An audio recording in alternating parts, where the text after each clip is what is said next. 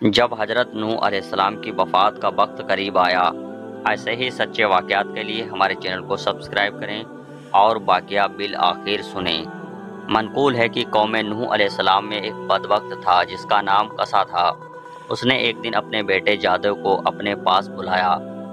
اس نے بیٹے کو وصیت کی، دیکھو بیٹا، کبھی بھی نوح کی باتوں میں نہ آنا، بلکہ جہاں نظر آئے اس کو اذیت پہنچانے میں کوئی کسر نہ چھوڑنا۔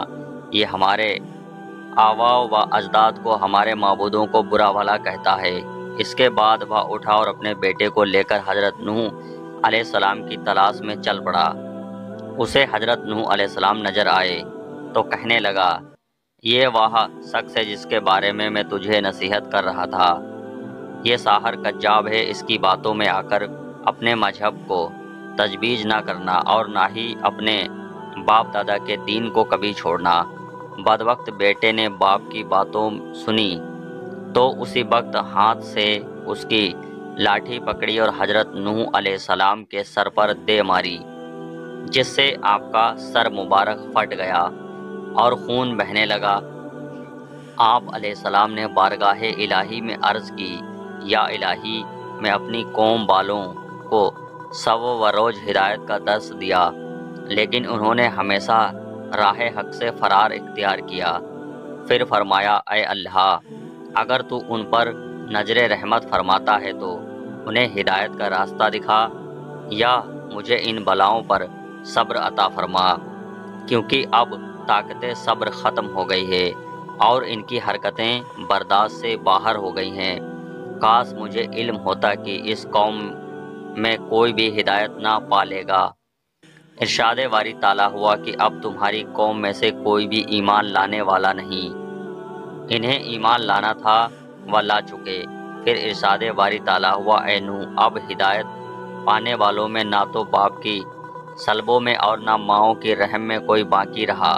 پھر نوح علیہ السلام نے عرض کیا، اے رب العالمین، خطۂ زمین پر کسی کافر کو زندہ نہ رکھ۔ حضرت نوح علیہ السلام کی یہ دعا قبول ہوئی اور عذاب کا حکم جاری ہو گیا۔ امام ابن کثیر رحمۃ اللہ علیہ نقل کرتے ہیں کہ حضرت نوح علیہ السلام کی ولادت حضرت آدم علیہ السلام کی وفات سے 126 سال بعد ہوئی۔ آپ کا شمار اللہ تعالیٰ کے ان جلیل القدر انبیاء میں ہوتا ہے جن کا تذکرہ قرآن پاک میں فرمایا گیا۔ قرآن پاک کی 28 سورتوں میں آپ علیہ السلام کا ذکر خیر فرمایا گیا۔ آپ نے پیغمبروں سے طویل عمر پائی، اس کے باوجود آپ علیہ السلام کا نہ کوئی دانت گرا اور نہ کوئی بال سفید ہوا۔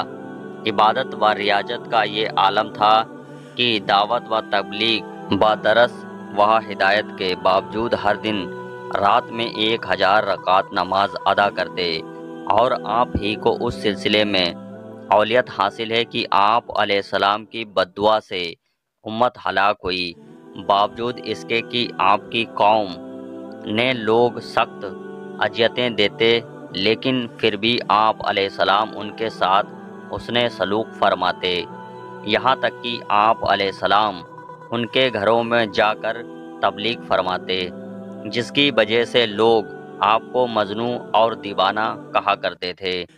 منقول ہے کہ طوفان نوح علیہ السلام سے قبل قوم نے آپ علیہ السلام کو اس قدر اذیتیں دینا شروع کر دی تھیں کہ آپ علیہ السلام کو اتنا مارتے کہ آپ علیہ السلام کے اعضاء ٹوٹ جاتے اور آپ علیہ السلام شدید تکلیف سے بے ہوش ہو جاتے۔ وہ آپ علیہ السلام کو اٹھاتے، کمبل میں لپیٹ کر اس خیال سے گھر پھینک جاتے کہ یہ اب مر جائیں گے۔ کئی بار ایسا ہوتا کہ گھر میں پھینک کر اوپر پتھر بھی ڈال جاتے۔ رات کو جبرائیل علیہ السلام آ کر پتھر اٹھا کر پھینکتے اور آپ کو وہاں سے نکالتے، اپنے پروں کو زخموں پر ملتے، جس سے زخم فوراً ٹھیک ہو جاتے۔ اگلا دن ہوتا تو آپ علیہ السلام پھر قوم کو گمراہی سے نکالنے کے لیے نکل پڑتے۔ تاریخ طبری میں ہے کہ حضرت ابن عباس رضی اللہ تعالی عنہ سے ایک روایت مروی ہے کہ اللہ تعالیٰ نے 480 سال کی عمر میں حضرت نوح علیہ السلام کو نبوت عطا فرما دی تھی۔ 120 سال آپ علیہ السلام نے لوگوں کو اللہ کے دین کی طرف بلایا، لیکن قوم نے کسی بات کو بھی ماننے سے انکار کر دیا۔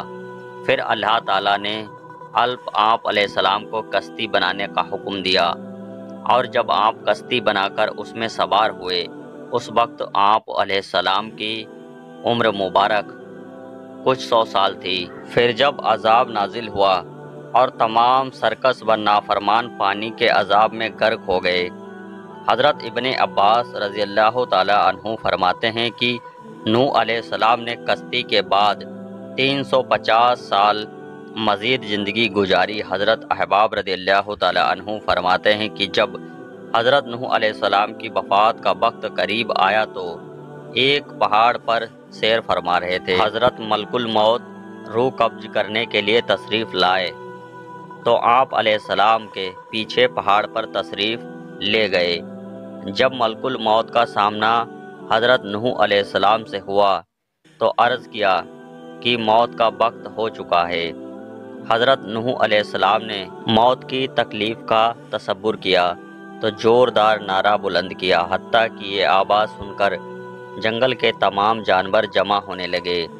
پھر آپ علیہ السلام نے ملک الموت سے براہ تعلیم امت فرمایا کہ مجھے اتنی مہلت دی جائے کہ میں اپنے گھر والوں سے رخصت ہو لوں۔ آپ کا یوں فرمانا اس وجہ سے نہ تھا کہ معاذ اللہ آپ موت سے فرار حاصل کرنا چاہ رہے تھے، بلکہ آپ تو امت کو یہ درس دے رہے تھے کہ موت کا لمحہ آنے سے پہلے جو اچھے اعمال کر سکتے ہو کر گزرو، کیونکہ بوقت انتقال کسی عمل کی مہلت نہیں ملے گی۔ چنانچہ ملک الموت نے کہا کہ مجھے اس کی اجازت نہیں کہ مہلت دی جائے۔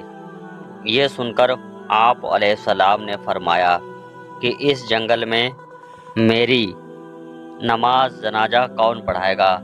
ملک الموت نے کہا کہ ابھی جبرائیل علیہ السلام ملائکہ کی ایک جماعت کے ساتھ سفر میں ہیں، وہ اسی مقصد کے لیے آ رہے ہیں۔ یہ معلوم ہوا تو آپ وعدۂ الہی کی تکمیل کے لیے رضامند ہو گئے۔ اسی اسنا سے حضرت جبرائیل علیہ السلام تشریف لائے اور دریافت کیا کہ یہ انبیاء میں سب سے طویل عمر پانے والے آپ نے دنیا کو کیسا پایا؟ حضرت نوح علیہ السلام نے فرمایا کہ یہ دنیا اس مکان کی مثل ہے جس میں 2 دروازے ہیں، ایک سے داخل ہوئے اور دوسرے سے نکل گئے۔ اس کے بعد ملک الموت نے آپ علیہ السلام کی روح قبض کر لی، چنانچہ فرشتے نے آپ علیہ السلام کو غسل دیا اور وہیں آپ کی نماز جنازہ پڑھائی گئی۔ کہا جاتا ہے کہ آسمان کی مخلوق کسی کی وفات پر اتنا ایسا نہ روئی جیسا کہ آپ کی رحلت پر ہوئی۔ دعا ہے کہ اللہ کریم آپ کی مرکت پر کروڑوں رحمتوں کا نزول فرمائے اور ان کے ذکر خیر کی بدولت ہماری بے حساب مغفرت فرمائے، آمین۔